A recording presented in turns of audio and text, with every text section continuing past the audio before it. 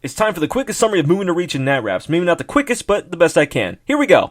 In 2011, Matt and Justin were fucking around at their base talking about stuff when some dude named Mr. Myers, good name choice, Matt, comes by and tells them that they're being evicted. You guys are getting evicted from Valhalla.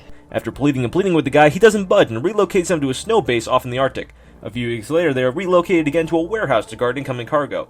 Tired of the bullcrap being given them by command, Justin tells Matt about a teleporter and takes them to a different universe called Reach.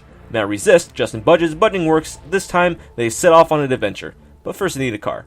Where can they find a car legally? Alright, their base.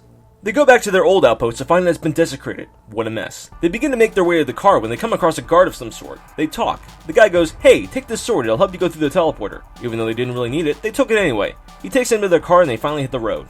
The ride is full of copyrighted music, talk of video games, and disagreement. At what point is Left 4 Dead better than Nazi zombies? About a couple hundred miles in, or 5 episodes in, they encounter a drag racer who is willing to risk their lives for the sword.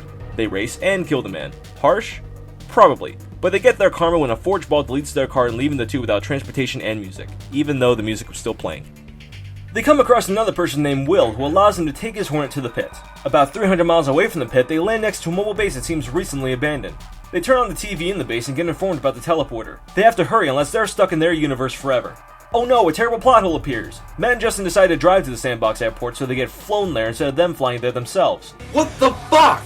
Upon arrival, they notice it's been abandoned as well, except for the man in the corner, Lex Andrea. Lex Andrea is an odd-acting pilot and willfully takes him to the pit without a price. Lex is a very intriguing figure to them. They weren't sure what his motives were, or what he meant by them being part of a prophecy.